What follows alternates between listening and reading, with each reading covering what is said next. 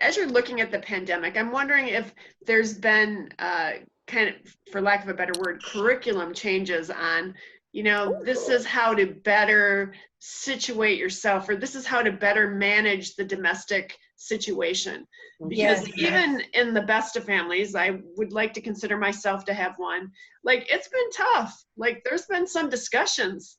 I said there's been some mean essays about me from my son.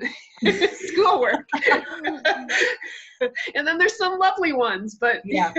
No, I know it is interesting. So what, what we did is we put out a PSA to all of our partners. There's about 187 nonprofits that I meet with every Thursday to talk about pandemic response. And we created a small PSA in English and in Spanish to send out to everybody for victims that are in domestic violence households on how to navigate. And the couple things that are really important are create a code word with friends or family, so that, in the PSA, I explain it as, if you say broccoli twice in a sentence, that means I need somebody to come over here, or I need somebody to call 911, because we're escalating to this point. That's untenable for me, and I cannot get out, right? So teaching that code word to your kids, or a different code word to your kids, so that if violence does erupt, they leave the household. They do not intervene in the violence, and they're not there when the violence is happening. 70% of men who use violence also abuse alcohol. This is an incredibly scary time for that, because generally when they would abuse alcohol, it would be out with friends and at the bar, and then they're coming home towards the tail end of their bender. Now that entire thing is happening at the house, and so your likelihood of being abused during a drunken phase is much higher, and the length of the abuse, right? So the actual period of minutes of physical abuse likely would expand, because he's not coming home at the end of it. He's there for the whole thing, right, as we do. So figuring out a way to leave the household if drinking starts. And then we talk about some of the nuances of domestic violence, right? So if a violence does erupt, not getting yourself into a bathroom where there's hard surfaces and you're stuck, or a closet, but keeping moving to limit the amount of physical contact, not going into the kitchen where there's knives and weapons and things like that. And then the hard facts that we talk to people about are, if there's a loss of a job or major economic stress, there's a gun in the home, and or strangulation is happening as part of your domestic violence, you are escalating towards homicide. And it is not time to start talking about if you should get out. It's time to start talking about how you get out. And what's in SafeNest also has text and chat, so people can talk to us without having to initiate a phone call, which we really utilize now, because you may have the 5 minutes that you're in the bathroom to just say, hey, I need help. And we may see that sporadic contact over a couple of days, or over a couple of sessions when you can get free. But yeah, it is a tenuous time. And people who use violence are triggered in the same way we all are triggered by different things. right. The people who use violence are triggered by stressors. So since 9/11, we've looked at what are the negative social outcomes of a mass shooting, other than the obvious, there was a mass shooting. The first wave of that negative fallout is domestic violence. And the reason for that is because you have an entire population of batterers who have been triggered by a massive traumatic event. The other thing that we look at is long stress.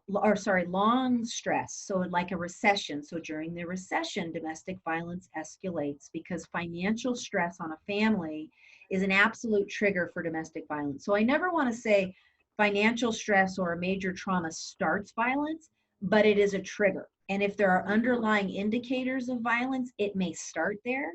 If violence has started and then stopped in a relationship, it may restart. Or if violence is part of the relationship, that violence will likely escalate. So there's these things that are happening, and we've told you all to stay in the house together. So there are 3 major stressors on someone who's prone to using violence. And we have a victim who cannot get any respite from any of that. So it's a perfect storm for our field, which is why you hear me say 13% is scary, because It is scary. it's not enough. Yeah. Yeah. I always wonder, what can a lay person do to help? What can someone who maybe doesn't have financial means, or like, could you go through all the different ways that people could help? Yeah. The best way, so two kinds of bystanders, right? Bystanders that have a relationship and bystanders that may just be witnessing violence, like in a grocery store. Mhm. Because that happens occasionally, not often with domestic violence, because batterers are pretty good about keeping it behind closed doors. But for someone who has a friend or family member, you may not know, but you may suspect that domestic violence is happening. So part of it is educating yourself to know what the signs would be. So sudden changes or isolation from family and friends is a pretty good indicator.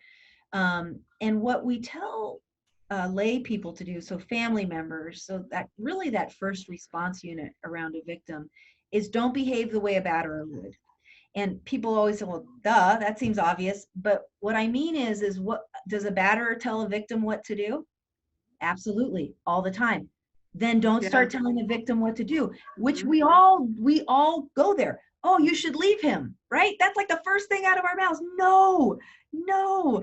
Ask a victim what she or he wants to do. Ask them what would be helpful. Ask them if they feel safe, or if they know how to get safe.